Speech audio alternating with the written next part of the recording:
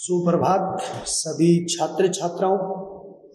संपूर्ण बाल साधना विद्यालय परिवार से हृदयगत प्रेम, श्रेष्ठ मार्गदर्शन और स्नेह रखने वाले अभिभावक गण महोदय, संपूर्ण शिक्षा जगत के विद्यार्थी गणों और बाल साधना विद्यालय परिवार की धरोहर के रूप में जुड़े हुए सभी बाल साधना के छात्र छात्राओं, बाल साधना की इस ऑनलाइन क्लास में मैं अनिल कुमार खेदड़, संस्था प्रधान और निर्देशक शैक्षणिक टीम की ओर से आपका हार्दिक अभिनंदन करता हूं, स्वागत करता हूं, इस्तकबाल करता हूं और आपके परिवार की स्वस्थता, आपकी कुशलता, आपके जीवन की सर्वश्रेष्ठता की प्रगति के लिए परमपिता परमेश्वर से प्रार्थना करता हूं, उसकी अर्चना करता हूं और आपको ढेर सारी दुआएं अर्पित करता हूं। प्रिय छात्रों, हमारी जो क्लासें प्रगति पर चल रही हैं, एसएसटी सोशल साइंस में आज छठा लेसन स्टार्ट हो रहा है और छठे लेसन का पहला पार्ट और पहले पार्ट का नाम है केंद्र सरकार। हमारा जो पहला बिंदु जो होगा वो पहला बिंदु केंद्र सरकार होगा। केंद्र सरकार तो सबसे पहला बिंदु आपके सामने उभर कर जो आएगा वो पहला बिंदु होगा सरकार क्या होती है, सरकार कहते किसे हैं, सरकार का क्या औपचारिकताएं हैं, क्या महत्व है। तो पहले सरकार के बारे में देखिए। राज्य की सामूहिक इच्छा को निर्धारित अभिव्यक्ति और क्रियान्वित करना ही सरकार है। यानी पहले शब्द में आपके सामने क्या राज्य, और राज्य की कौन सी अभिव्यक्ति आपको करनी है, सामूहिक अभिव्यक्ति, यानी उसकी सभी तरीके की अभिव्यक्तियां, सभी तरीके के कार्य या इच्छा को निर्धारित करते हुए या उसको व्यवस्थित करते हुए क्रियान्वित करना या कार्यान्वित करना, वनित जो है वो कार्यान्वित करना ही क्या कहलाता है, जो कार्य वो सरकार का है। तो आप इसको क्या कर सकते हो, कार्यान्वित कर सकते हो, कार्यान्वित करना ही सरकार कहलाती है।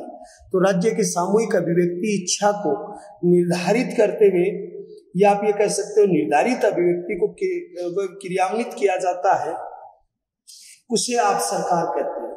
ये एक मूर्त रूप होता है, सरकार है, यह एक अमूर्त रूप होता है। कौन सा रूप होता है, अमूर्त रूप होता है। यह आदर्श संस्था होती है, अमूर्त रूप है, यह आदर्श संस्था होती है, आदर्श संस्था होती है। तो आप पहले लिखेंगे ये अमूर्त रूप है, ये एक आदर्श संस्था है जो राज्य रूपी भावनात्मक अवधारणा की अभिव्यक्ति है, जो राज्य रूपी भावनात्मक अवधारणा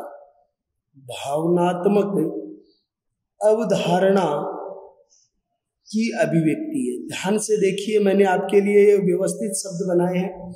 यह है एक अमूर्त संस्था जो कभी दिखती थोड़ी है। सरकार क्या है, आदर्श है, और इसमें राज्य रूपी जो भावनात्मक अवधारणा, एक राज्य की जो कल्पना है, राज्य की जो कार्य शक्ति है, राज्य की जो कार्य विकास योजना जो है, उसको विकसित करना ही प्रमुख रूप से किसका कार्य है, सरकार का कार्य।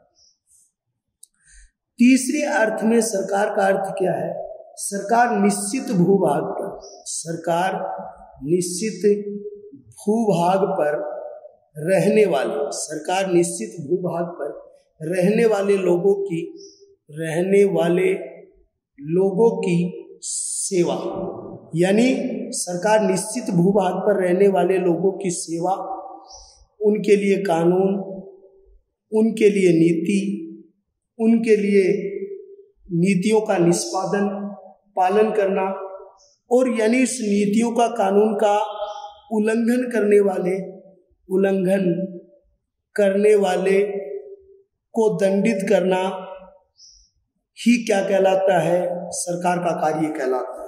एक निश्चित भूभाग पर रहने वाले लोगों की सेवा, कानून, नीति या इन कानूनों नीतियों का उल्लंघन करने वाले को दंडित करना सरकार का प्रमुख कार्य है। सरकार की पहली परिभाषा जो दी है वो गार्नर ने दी है। पहली परिभाषा किसने दी है, गार्नर। सरकार वह अभिकरण या मशीन है, गार्नर क्या कहते हैं, सरकार वह अभिकरण अभिकरण यानी आप उपकरण कह सकते हो, या मशीन है।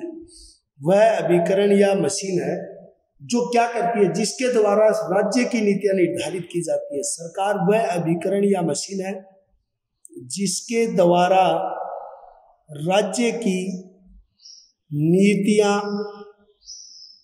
निर्धारित की जाती है। सरकार वह अभिकरण, उपकरण कह सकते हो, वह मशीन है जिसके द्वारा एक राज्य की नीतियों का निर्धारण किया जाता है, सामान्य मामलों को नियमित किया जाता है तथा सामान्य हितों को उन्नत किया जाता है। यानी तीन रूप हो गए, सामान्य मामलों को नियमित किया जाता है, नियमित किया जाता है, सामान्य मामलों को नियमित किया जाता है तथा सामान्य हितों को उन्नत किया जाता है, तथा सामान्य हितों को उन्नत किया जाता है। ये चीज देखिए, सरकार वह अभिकरण है या वह मशीन है जिसमें राज्य की नीतियों का निर्धारण सामान्य मामलों को नियमित किया जाता है तथा सामान्य हितों को उन्नत करने का कार्य किया जाता है। उसी चीज को आप क्या कहा जाता है, सरकार कहा जाता है। सरकार की एक और परिभाषा दी है जिसका नाम है गेटल। सरकार अपने अंगों के समूह में निर्मित होती है। पहले नंबर की बात क्या, सरकार अपने अंगों के समूह के रूप में, ये मैं आपको डिटेल बताऊंगा अंग कौन कौन से। सरकार अपने अंगों के समूह के रूप में निर्मित होती है। रूप में क्या होता है, निर्मित होती है। तो सरकार अपने अंगों के समूह के रूप में निर्मित होती है। दूसरी बात यहां पर आती है, जिसके कार्य भिन्न होते हैं। जिसके कार्य क्या होते हैं, भिन्न होते हैं। तो आप लिखोगे जिसके कार्य भिन्न होते हैं, यानी जिसके जो कार्य होते हैं वो कार्य क्या होते हैं, भिन्न होते हैं। तो आप ये लिखोगे सरकार अपने अंगों के समूह के रूप में निर्मित होती है जिसके कार्य भिन्न होते हैं। किसके कार्य, जैसे तीन अंग है, कार्यपालिका, व्यवस्थापिका और न्यायपालिका। तीन अंग, एक कार्यपालिका, एक व्यवस्थापिका और एक न्यायपालिका। तो तीनों के अलग अलग कार्य हैं। कार्यपालिका का नीति बनाना, व्यवस्थापिका का लागू करना और न्यायपालिका की उसकी जांच करना। तो गेटल महोदय क्या परिभाषा देते हैं, वो परिभाषा देते हैं सरकार अपने अंगों के समूह के रूप में निर्मित होती है जिसके कार्य भिन्न भिन्न होते हैं। जिसके कार्य क्या होते हैं, भिन्न भिन्न होते हैं, अलग अलग कार्य होते हैं, परंतु उनके दायित्व और ध्येय समान, परंतु उनके दायित्व व ध्येय सम्मान, परंतु उनके दायित्व और ध्येय क्या है भाई, सम्मान। यानी अलग अलग भिन्न भिन्न क्या करते हैं भाई, कार्य करते हैं, लेकिन उनके दायित्व और ध्येय सम्मान है तथा सफलता के लिए सामंजस्यपूर्ण सहयोग अनिवार्य है तथा सफलता के लिए सामंजस्य पूर्ण सहयोग अनिवार्य है। ये बात आपको करनी है। सरकार अपने अंगों के समूह के रूप में निर्मित होती है। अंग कितने, तीन, कार्यपालिका, व्यवस्थापिका और न्यायपालिका। फिर दूसरी शब्दावली देखिए, सरकार जो होती है ये इनका दायित्व सबका भिन्न भिन्न है। कार्यपालिका, व्यवस्थापिका, न्यायपालिका सभी का भिन्न भिन्न है, लेकिन फिर भी अगर इनको सफलता प्राप्त करनी है तो इनको आपस में सामंजस्यपूर्ण सहयोग रखना होगा। या आपस में जब सामंजस्य होगा तो ये क्या हो पाएंगे, सफल हो पाएंगे, अन्यथा ये सफल नहीं हो सकते। सरकार को राज्य की आत्मा कहा जाता है, यानी सरकार जो है उसको राज्य की क्या कहा जाता है, आत्मा कहा जाता है। सरकार के बिना राज्य की कल्पना नहीं की जा सकती। तो अगला शब्द यह है, सरकार को राज्य की आत्मा कहा जाता है और बिना सरकार के राज्य की कल्पना नहीं की जा सकती। यानी सरकार को राज्य की आत्मा कहा जाता है, बिना सरकार के राज्य की कल्पना नहीं की जा सकती। सरकार अपने अंगों के समूह के रूप में निर्मित होती है जिसके कार्य भिन्न होते हैं, परंतु उनके दायित्व और ध्येय समान होते हैं और सफलता के लिए उनमें सामंजस्य होना बहुत ही क्या होता है, जरूरी होता है, या उनको इसके लिए महत्वपूर्ण माना गया। सरकार के 3 अंग या रूप है, आप इनको रूप भी कह सकते हो, अंग कह सकते हो। वो कितने? कार्यपालिका, व्यवस्थापिका और न्यायपालिका, यानी 3 हैं। और 3 में कौन कौन सा यानी आते हैं? कार्यपालिका, व्यवस्थापिका और न्यायपालिका। तो आपकी हेडिंग होगी अंग। अंग कौन से हैं? पहला जो अंग है वो कार्यपालिका, दूसरा है व्यवस्थापिका, तीसरा है न्यायपालिका। तो कार्यपालिका, व्यवस्थापिका और न्यायपालिका, ये 3 अंग यानी उसके माने जाते हैं। तीनों में व्यवस्थापिका का गौरवपूर्ण स्थान है। तीनों में जो गौरवपूर्ण स्थान है वो किसका है? वो व्यवस्थापिका का। ये 3 है, तीनों में व्यवस्थापिका का गौरवपूर्ण स्थान है। गौरवपूर्ण स्थान का क्या है कि इन तीनों के अंतर्गत जो महती भूमिका रही है, जो श्रेष्ठ भूमिका रही है, वो तीनों में किसकी रही है? व्यवस्थापिका की रही है। तो तीनों में जो कार्य की कुशलता रहेगी वो व्यवस्थापिका। व्यवस्थापिका को भारत में क्या कहते हैं? व्यवस्थापिका को भारत में संसद कहते हैं। व्यवस्थापिका को भारत में क्या कहते हैं? संसद कहते हैं, यानी भारत को संसद कहते हैं। संसद शब्द की उत्पत्ति, संसद शब्द की उत्पत्ति, तो उत्पत्ति किससे हुई? पार्लियामेंट, अंग्रेजी भाषा का शब्द है, अंग्रेजी भाषा का शब्द, और अंग्रेजी भाषा का शब्द क्या है? पार्लियामेंट। क्या? पार्लियामेंट। और लेटिन शब्द का है पार्लियामेंटम का हिंदी रूपांतरण है। लेटिन शब्द क्या है? लेटिन शब्द पार्लियामेंटम, या मेंटम लगा हुआ तो ये लेटिन का शब्द है, और पार्लियामेंट लगा हुआ तो अंग्रेजी का शब्द है। और इसी का हिंदी रूपांतरण किया जाए तो इसका अर्थ क्या होता है? संसद होता है। इसका अर्थ होता है बोलना या विचार विमर्श करना, यानी संसद शब्द का वास्तविक अर्थ जो है वो होता है विचार विमर्श करना।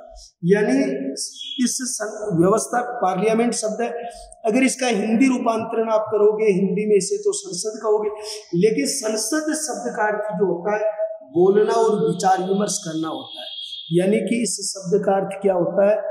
बोलना या विचार विमर्श करना। क्या करना? बोलना या विचार विमर्श करना।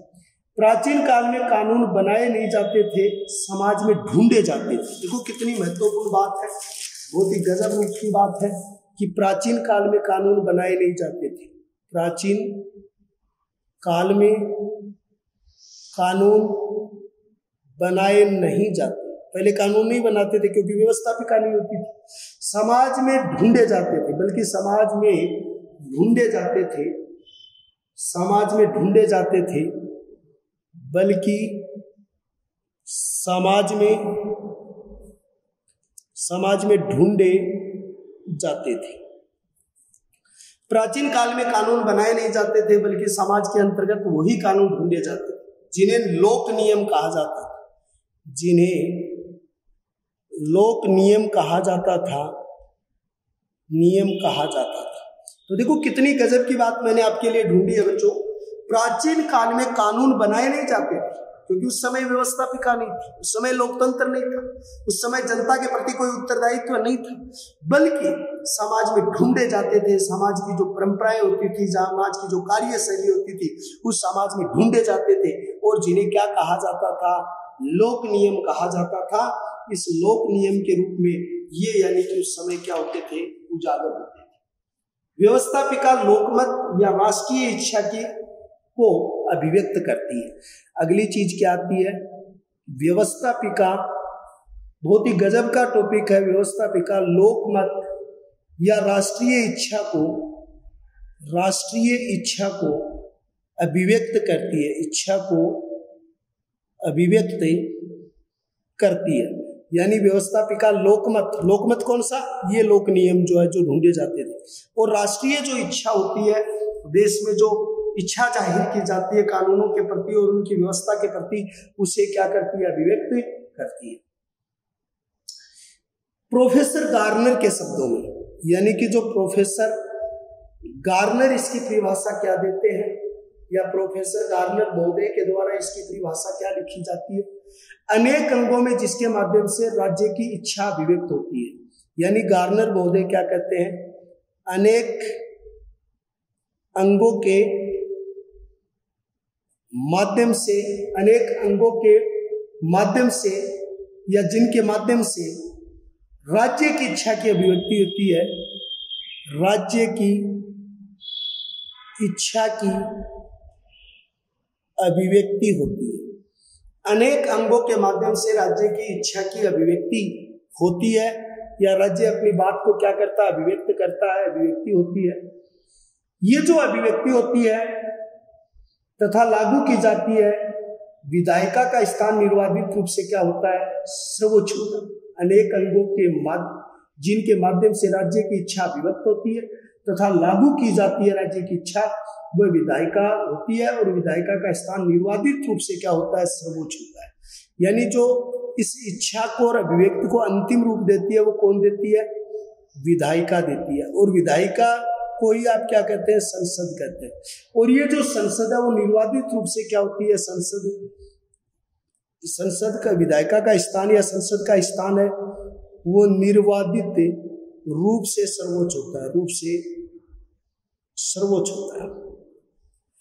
अनेक अंगों के माध्यम से राज्य की इच्छा की अभिव्यक्त होती है।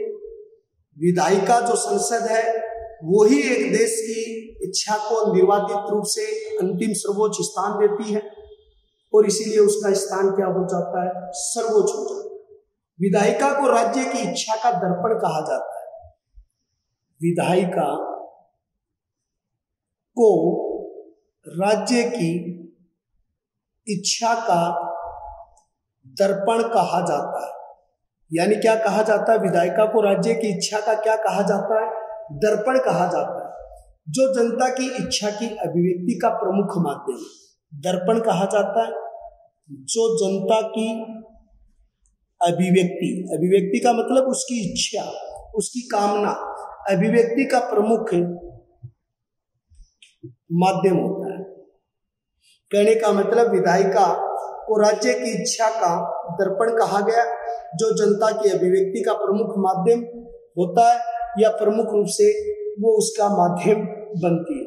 जनता की प्रतिनिधि सभा जो लोकतांत्रिक शासन में, यानी दूसरे शब्दों में क्या कहा जाता है इसे, जनता की प्रतिनिधि सभा है। जनता की कौन सी सभा, प्रतिनिधि सभा, जो लोकतांत्रिक शासन के माध्यम से, जो लोकतांत्रिक शासन के माध्यम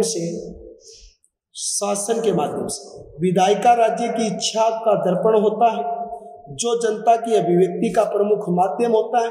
जनता की प्रतिनिधि सभा को लोकतांत्रिक शासन के माध्यम से, यानी कि कानून का रूप, साधारण नियमों, कानून का रूप प्रदान करता है, समाज के साधारण नियमों, कानून का रूप प्रदान करता है। नियमों को कानून का रूप प्रदान किया जाता है, या नियमों को कानून का रूप दिया जाता है।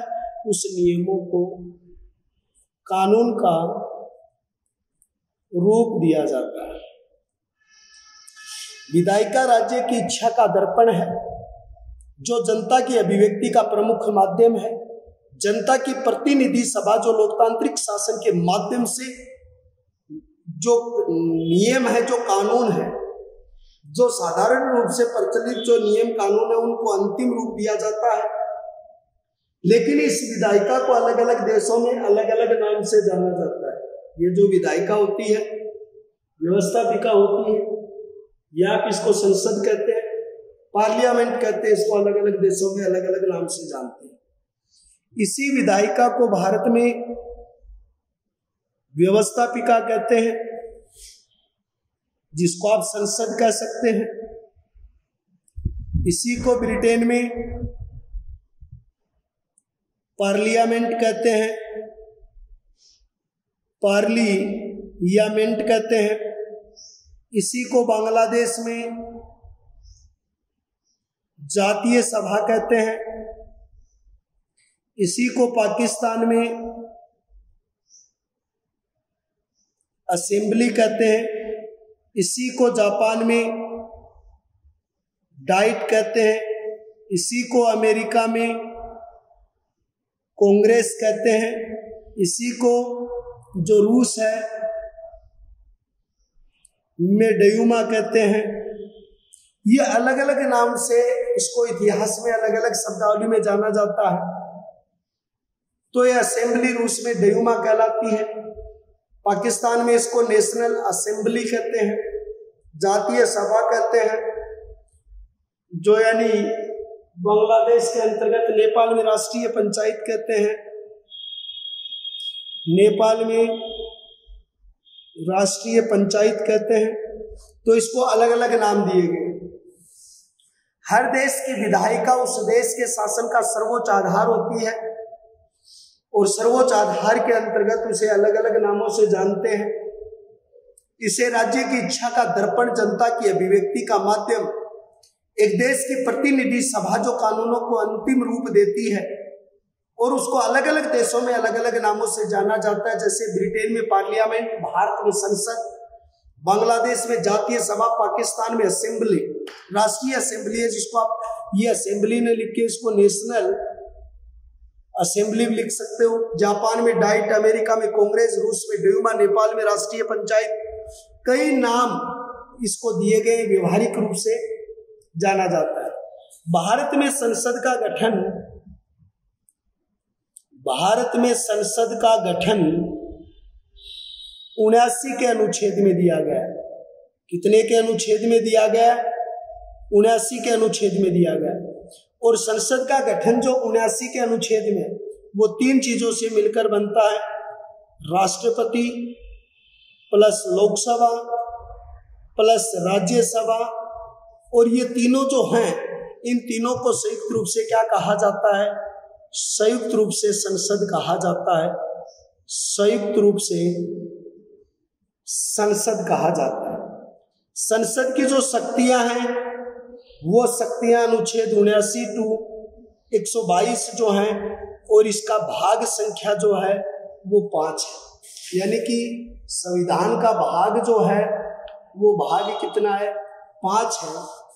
5वें भाग के अंतर्गत इसको दिया गया है।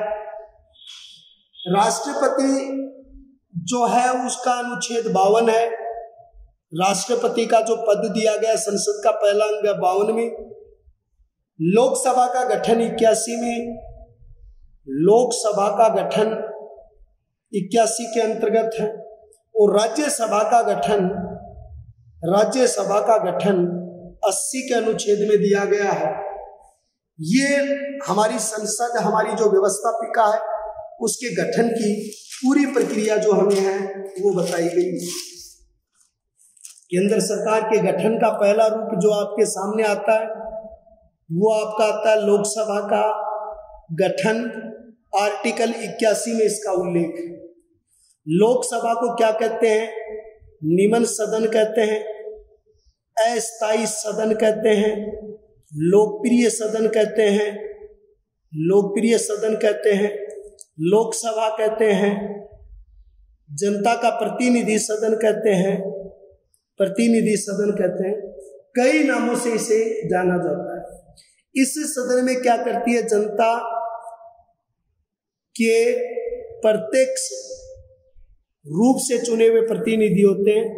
जनता के प्रत्यक्ष रूप से चुने हुए प्रतिनिधि होते हैं। इसमें जनता के प्रत्यक्ष रूप से चुने हुए क्या होते हैं? प्रतिनिधि होते हैं। इनकी सदस्य संख्या कितनी है? सदस्य संख्या शुरुआत में कितनी थी? 500। समय व परिस्थिति के अनुसार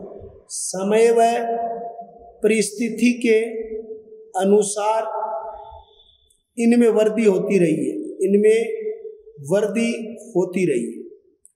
1987 के गोवा, दमन, दीव के गठन के बाद अधिकतम 552 सदस्य निर्धारित किए गए, जो 1971 की जनगणना के अनुसार होंगे। 1991 की जनगणना के अनुसार होंगे। 1971 की जनगणना के अनुसार इनका निर्धारण किया गया था। इनकी सदस्य संख्या अधिकतम 552 हो सकती है। वर्तमान समय में कितनी है? 545 है। संघीय राज्यों से कितने हैं? 20 हैं। राज्यों से कितने हैं? 530 हैं। वर्तमान में राज्यों से कितने हैं? 530 हैं। संघीय राज्यों से या केंद्र शासित प्रदेश जो है उससे कितने हैं? 13 हैं। 2 सदस्य किसके चुने जाते हैं? एंग्लो इंडियन सदस्य चुने जाते हैं। कितने के अनुच्छेद में? 333 के अनुच्छेद के मुताबिक। कौन मनोनीत करता है? मनोनीत करने का अधिकार राष्ट्रपति को जाता है, या मनोनीत करने का अधिकार जो है वो किसके पास होता है? राष्ट्रपति के पास होता है। ये सदस्य संख्या कब तक रहेगी? तो मैं आपको एक बात बता दूं कि ये जो सदस्य संख्या 2000/2001 के 84वें संवैधानिक संशोधन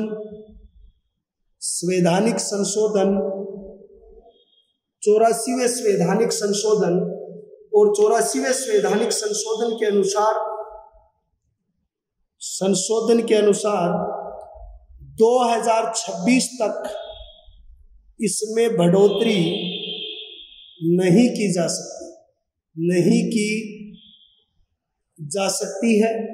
ये आपका पहला सदन था जो उसका गठन किया गया था, और पहला सदन जिसका गठन किया गया था वो पहला सदन आपका था वो लोकसभा का गठन था।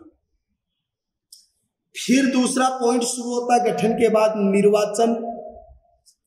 लोकसभा के सदस्यों का निर्वाचन किसके द्वारा किया जाता है? जनता द्वारा किया जाता है। जनता द्वारा वयस्क मताधिकार के आधार पर किया जाता है। वयस्क मताधिकार की उम्र कितनी है? 18 वर्ष। शुरू में कितनी थी? 21 वर्ष। लेकिन 61वां संवैधानिक संशोधन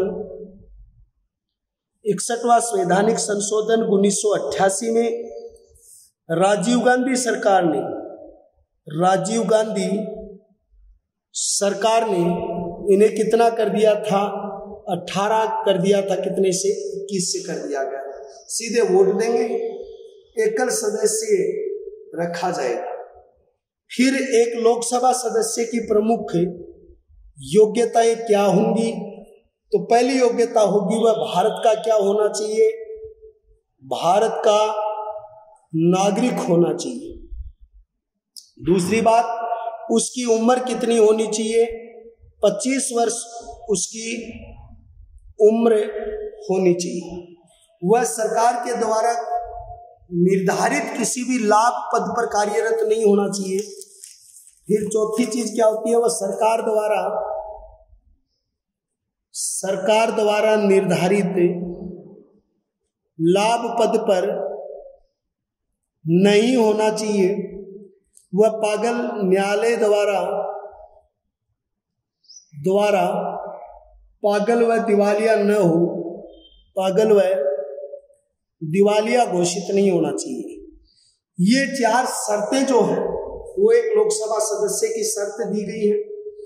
एक लोकसभा सदस्य का जो कार्यकाल है वो 5 वर्ष होता है, लेकिन ये लोकसभा के बहुमत के आधार पर सरकार बनती है। समय से पूर्व भी, यानी कि इसका विघटन हो सकता है, जैसे 1977 में हुआ, 1999 में हुआ है, तो समय से पूर्व भी इसका विघटन हो सकता है, ढंग किया जा सकता है। अब तक ऐसा 9 बार किया गया है। लोकसभा और राज्यसभा का 6 महीने में एक बार संयुक्त अधिवेशन होता है, और उस संयुक्त अधिवेशन की अध्यक्षता हमारा जो राष्ट्रपति है, वो राष्ट्रपति के अभिभाषण से इसकी क्या होती है? शुरुआत होती है। लोकसभा के गठन में लोकसभा अध्यक्ष, उपाध्यक्ष के जो कार्य हैं, जो आपको हम अगले टॉपिक में पढ़ाएंगे एक साथ, ये बहुत ज्यादा डिटेल हो जाएगी। तो आज हमारा टॉपिक था केंद्र सरकार। केंद्र सरकार की शक्तियों के बारे में था, किस प्रकार केंद्र सरकार की शक्तियां निर्धारित होती हैं, उनका गठन होता है, उसके बारे में बताया गया था। सभी बच्चे इसको बड़े ध्यान से पढ़ेंगे, अच्छी तरीके से तैयारी करेंगे। कल हम राज्य लोकसभा अध्यक्ष की शक्तियां और राज्यसभा का गठन पढ़ेंगे 20 जून को, और फिर अगले आगे टॉपिक चलते रहेंगे। तब तक के लिए हम विदा चाहते हैं और एक बार कल फिर मिलते हैं नए जोश के साथ, और चाहूंगा कि आप बहुत अच्छे तरीके से तैयार करके इस टॉपिक को आप आएंगे और कल हम डिटेल से इस पर क्या करेंगे, चर्चा करेंगे। तब तक के लिए जय हिंद, जय भारत।